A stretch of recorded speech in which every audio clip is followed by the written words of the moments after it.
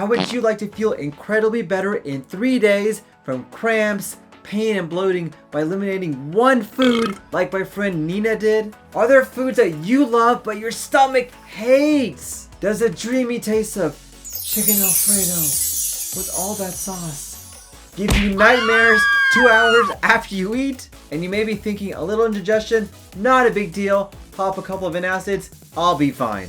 Well, keep watching because I'm going to tell you why that indigestion and stomach pain may be a sign of a food allergy you don't even know that you have. And I'll tell you how you can still have that yummy food without feeling like crap. Howdy y'all, Dr. Samir here, aka your poop guru, trying to give you the best tips and tricks to help out with your health. I want to get you happy and healthy from one end to the other so you can live the ultimate life. In today's video, we're going to talk about 5 signs you may have a gluten allergy and 5 gluten-free foods you're going to enjoy. And I promise you, you're going to love number 4, managing enjoying the foods that you want to eat without the pain. Guys, let's talk about food.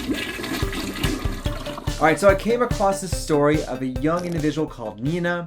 Nina was having a lot of GI issues, pain, bloating, but other non-GI issues as well, including weight loss, feeling fatigue, joint pain, brain fog. She battled through her days exhausted and didn't feel right and didn't feel good. Her doctor suggested to her to try an elimination diet to see if she could find out which foods may be the trigger for her gut issues. So the first thing that she started was to eliminate everything that had the word gluten in it. And after just 3 days, she was remarkably better. Her belly pain went away, her bloating got better, her fatigue got better, her brain fog floated away as well. She was no longer waking up in the middle of the night with pain and having to use the restroom. Her constant nausea went away and her mood improved as well. If Nina's story sounds familiar, here are 5 signs that you may have a gluten allergy.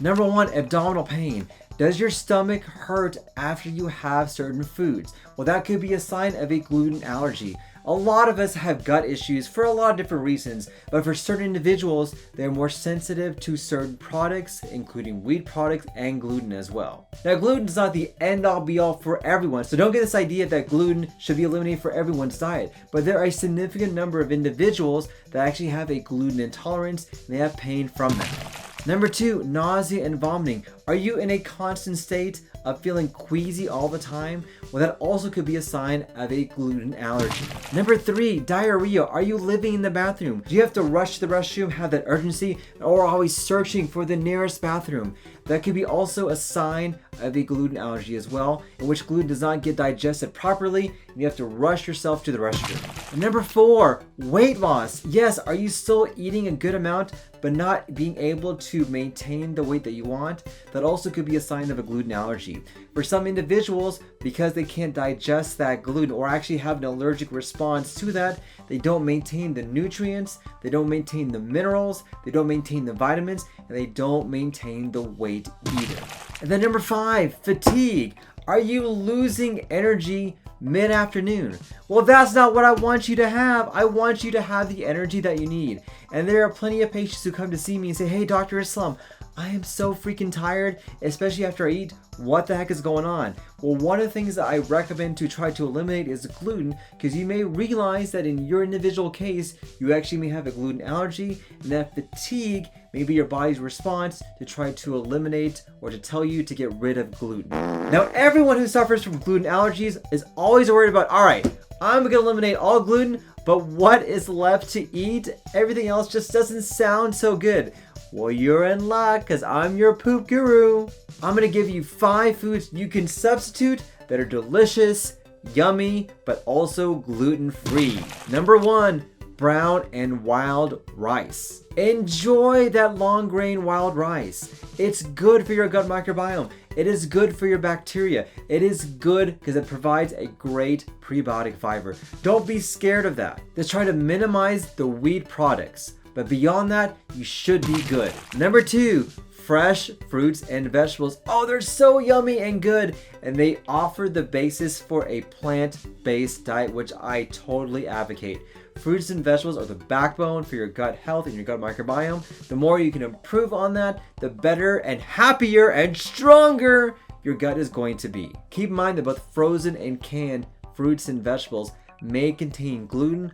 Look at the ingredients, be diligent, and see exactly what is going on in those particular cans. Number 3, try to incorporate fresh foods, seafoods, chickens, items like that. Now, you know me, I am an advocate of a plant-based diet. I'm also an advocate of minimizing the number of animal meats and animal fats. But I know that's not for everyone, and that's fine. If you're somebody who enjoys having meat, make sure it is fresh meat, organic, and if you enjoy seafood, go crazy. That's okay, because all these fresh foods are typically gluten-free. And this is why diets like the keto diet and the paleo diet work well for gut issues, because you're pretty much eliminating all the bad gluten by incorporating meats that typically are gluten-free. Just make sure though that the chicken is grilled but not breaded. Number 4, and I told you you'd be surprised by this, chocolate. Oh, yes, chocolate is good for you, and it is gluten-free as well. Add some of that shaved chocolate to strawberries. Oh, now you're combining 2 things,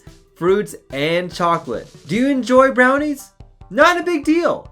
Just simply substitute Bob's Red Mill 1 to 1 baking flour to get your yummy, delicious chocolate brownies. See, you don't have to give up desserts if you're gonna go gluten-free. Then number 5, coffee. Coffee is good, especially black coffee, and so you can use this as a substitute and still enjoy that, even if you want to go gluten-free or minimize the amount of gluten in your diet. There's so many benefits with coffee, and I have a ton of videos on how coffee is great for you. So unfortunately, gluten isn't in a lot of products, but that's okay. I want you to start simple and easy.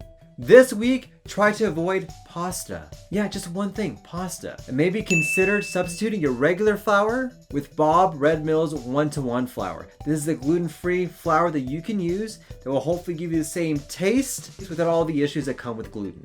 Hey guys, well, thank you for watching this video. Don't forget to smash that like button, like, share, and subscribe. And if you haven't already, don't forget to subscribe to my weekly newsletter where you can get great tips and tricks as you're learning every single day and every single week with my videos. Guys, thank you for watching. Don't forget, let's talk about poop. Thank you guys.